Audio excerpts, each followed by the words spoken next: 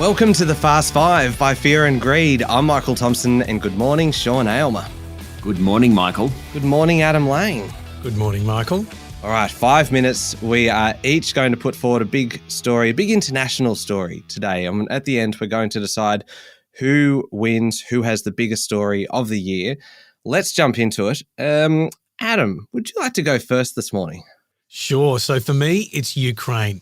Vladimir Putin was a KGB foreign intelligence officer before becoming president of Russia in 2012, and he seems to have made it his life's mission to force Ukraine back into Russian control.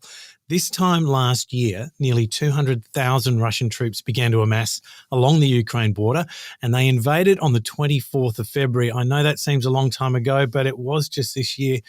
Against this, Ukraine President Volodymyr Zelensky, the former comedian and actor, turned 44 years of age shortly before the invasion began and has galvanised his people, armies, and the support of most of the world in fighting back.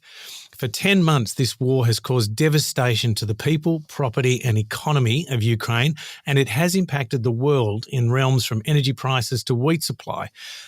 Unbelievably, an estimated 100,000 Russian and 100,000 Ukraine troops have been killed or injured, and around 40,000 civilians have died. Well, Michael, good luck beating that one for the biggest international story of the year.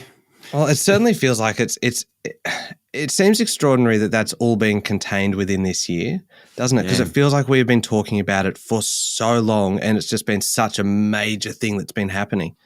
Just a flow-on effect to everyone else. So energy price spikes particularly, and just what that has done to Europe and the US and to a lesser extent Australia. And, one of the key reasons why economies are going into recession, just a massive story. Yeah.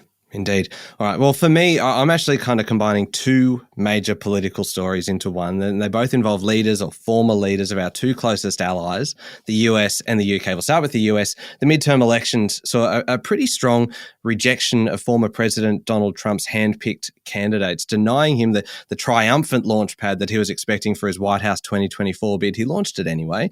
Then earlier this month, the Congressional Committee examining the attack on the Capitol back on January 6, 2021, voted to recommend that the US Department of Justice pursue criminal charges against the former president for the role that he played in what really was a failed insurrection. The Washington Post says that it could actually all feed into Trump's narrative of being unfairly targeted. So the US is still a deeply divided country. That doesn't seem like it'll change anytime soon. Head across the Atlantic, and what a shambles in the UK this year. We started the year with Boris Johnson as PM. He fell on his sword reluctantly after being hammered for parties held during COVID lockdowns. He was replaced by Liz Truss, who introduced some disastrous tax policies and then fell on her sword as well. It seems there are a lot of swords just lying around waiting to be fallen upon. She was then replaced by Rishi Sunak, who last time I checked was still the Prime Minister. So that is, in fact, saying something. In the middle of all this, you've then got the death of the Queen. So for a country that's thrived on stability for so long, has really had a very unstable, very unsettled year. Yes, it sure has. Now, look, I'm happy for my entry to come in third in this instance, behind the Ukraine and UK politics. But what I've really enjoyed this year is Australia's re-engagement with the region. Early in the year, the strategically placed Solomon Islands signed a pact with China, and that was a kick up the proverbial to a lot of countries like Australia. It was a stark reminder that our nearest neighbours are important too, not just the US and UK, Michael. The Morrison government, the newly elected Albanese government, put the Pacific front and centre of diplomatic relations, with Prime Minister Anthony Albanese and Foreign Minister Penny Wong visiting the region. We also had leaders coming to Canberra. All the while, China was stalking, and its Foreign Minister went on a 10-nation visit, hoping to carry favour. Didn't really work. By the end of the year, China hadn't made much headway, while Australia's relations with our Pacific neighbours is stronger. Not there yet, but at least a bit better. All right, that is a good story.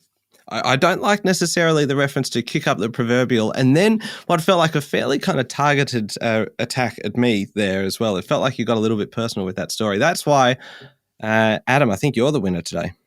I don't mind which one wins. It's not mine, though.